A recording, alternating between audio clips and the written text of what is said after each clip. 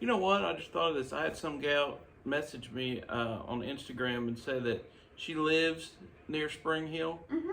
Because actually, yeah, if you guys, Spring Hill is just outside of Franklin.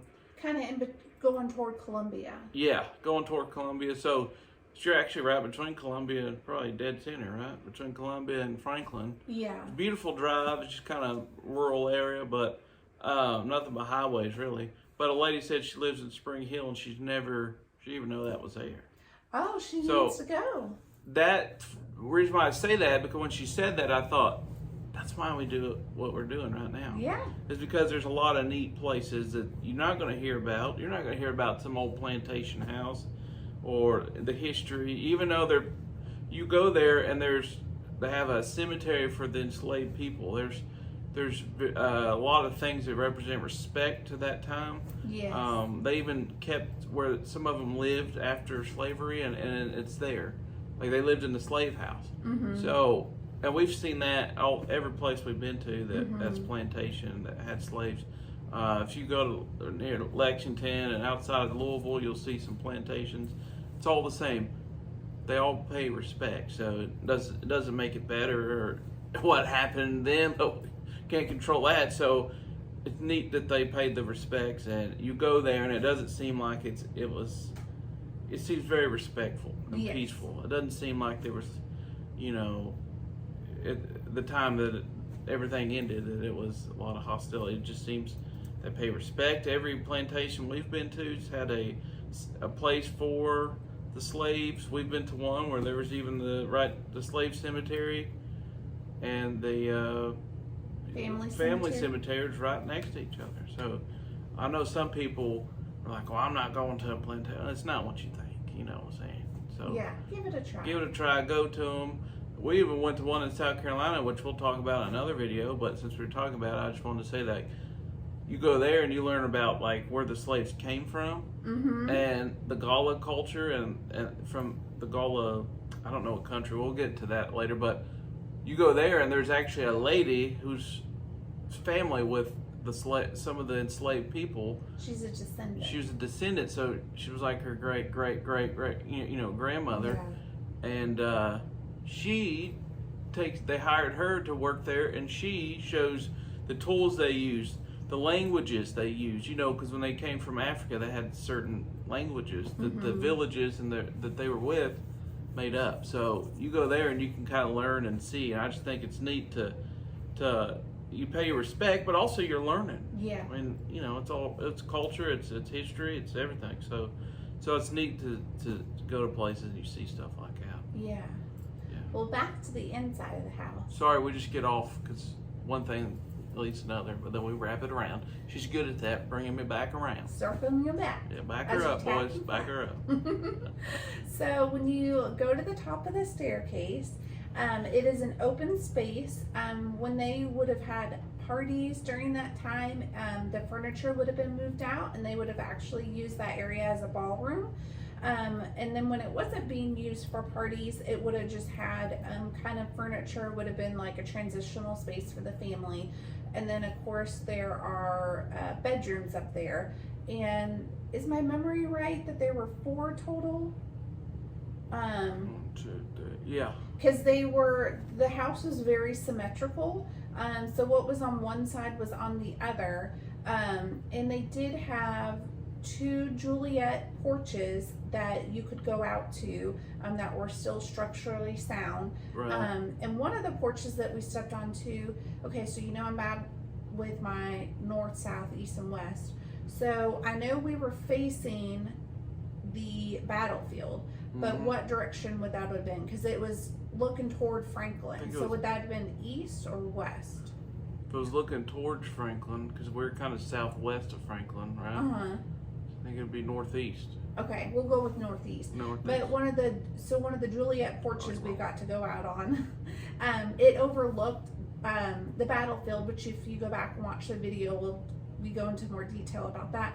But it was just very, very surreal to think that this family stood in the spot that I'm standing and they saw the Confederate soldiers outside in front of them on the battlefield, and then to their left they saw the Union soldiers going past, and it's just wild to think about that. Like, I stood in the same spot that these people stood and watched all of this go on. It was very surreal. It's wild to think, like, to wonder what they saw right in the same spot. Like when you went out on that, we went out on like that balcony area, and you could see out. You could see for miles. Yeah, they said that what we would be looking at, there would have been hundreds and hundreds of soldiers in the wood line, and then the Union coming over the hill, and you could look out and you could see just hundreds on this side, hundreds on this side. Yeah. And you knew there was about to be a battle in your front yard. Yes.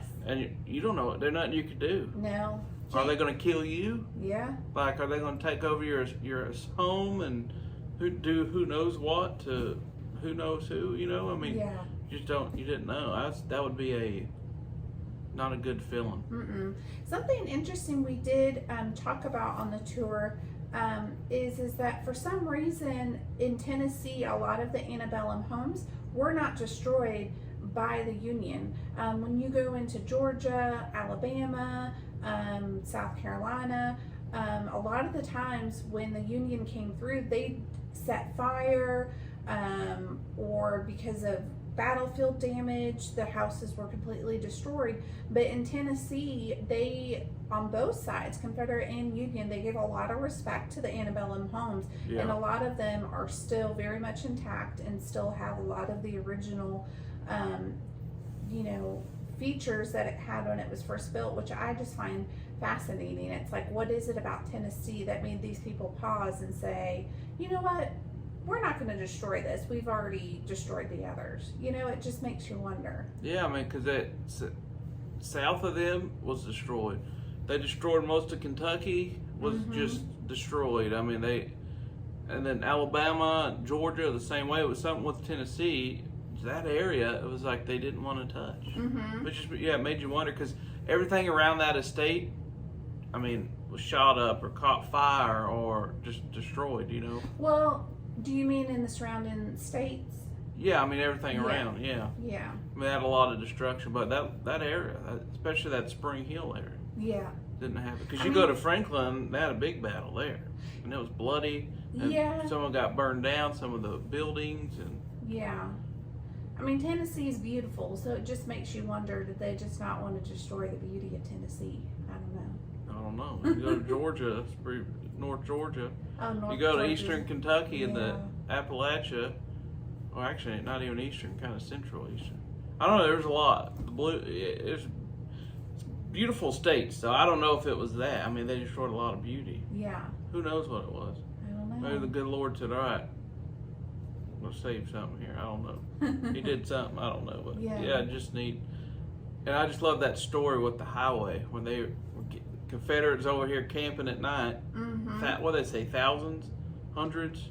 There was over 2,000. Over 2,000. I think he said 3,000. There was 3,000 Confederate troops in that, pretty much those people's pasture that owned this house.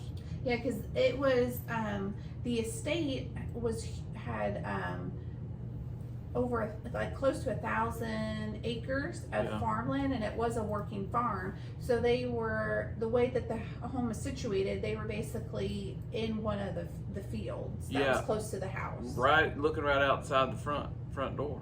Well, the door main that entrance. the family used, Right. because they had a formal entrance and then a family entrance. Right. So you can look out there and just see there'd be a battle there, or you got soldiers here. So then there's a little dirt road, and then those Unions just snuck by in the middle of the night. Somebody was sleeping on the job. Yeah.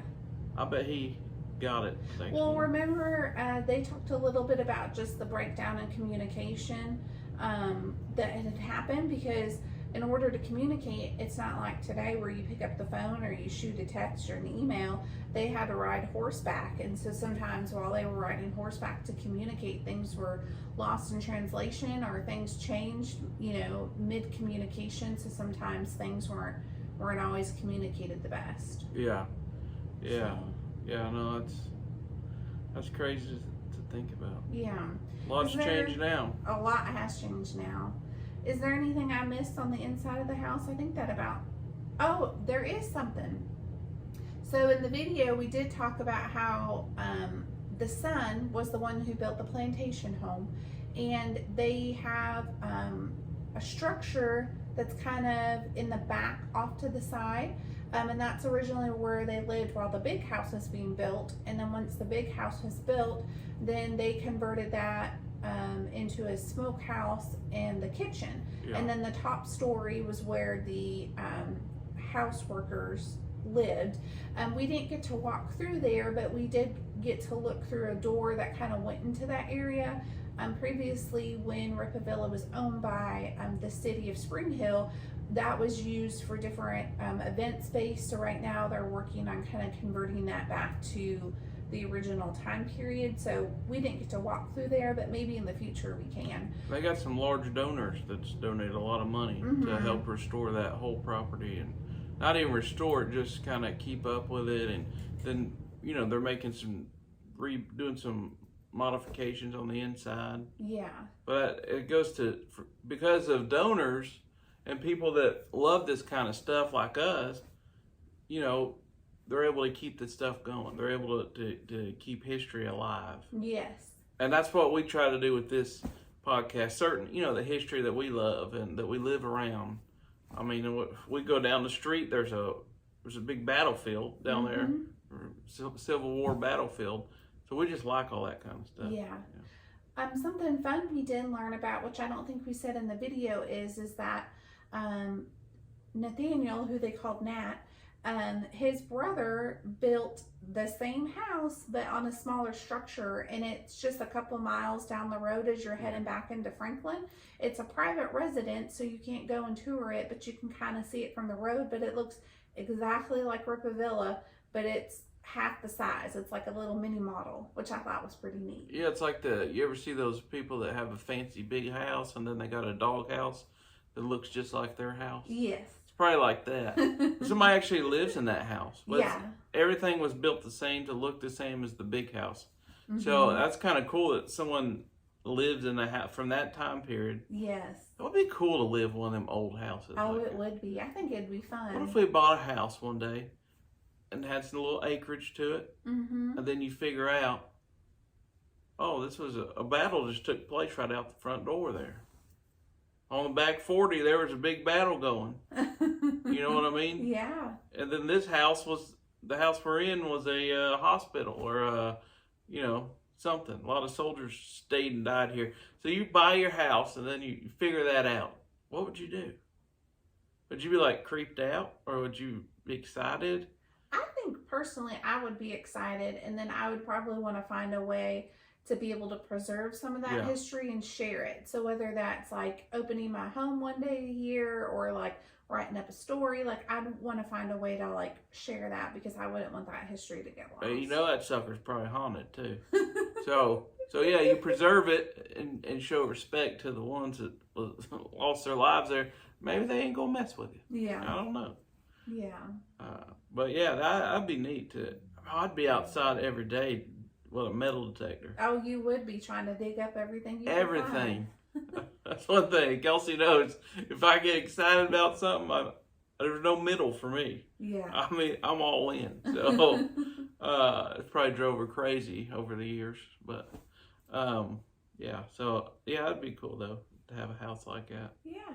Where are we going to next, Kels? Where our next trip?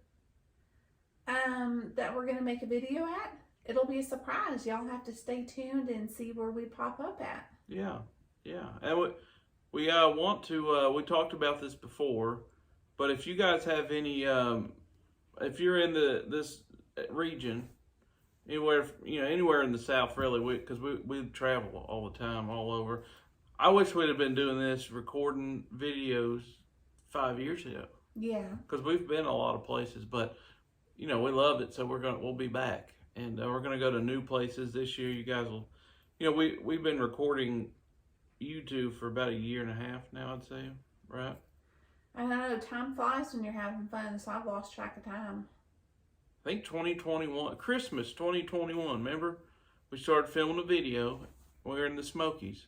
Remember, it was snowing. We were snowed in. Oh yes, that was a beautiful Christmas. Yeah, so we started filming there. So, where was I going with that? Oh, so if you guys seen us, you've probably seen us in the same kind of place: Kentucky, Tennessee, Florida, and Georgia is pretty much where you see us, and it's kind of the main ones we go. Charleston, South Carolina, but we'll try to this summer and fall. I think maybe try a few more places that we haven't been or that we haven't filmed at. Yeah. So stay tuned. Stay tuned for that. But what I was getting to is I would love for y'all to send some suggestions. Send some places you want us to check out. Maybe it's restaurants. Maybe it's an estate like Rippa Villa was. Maybe it's a fancy neat beach, Driftwood Beach in Georgia. That was a neat place. We'll make a video about that. That whole thing. Well, there's a big story with that one. We'll get into that soon. Actually, yeah. I didn't even think of that. So, but if you guys have any unique places, or just a place you love to hang out, let us know. If you're worried, they're going to think it's boring, it's just a park, trust me, we are boring, okay? we will spend all day just hanging out at a park.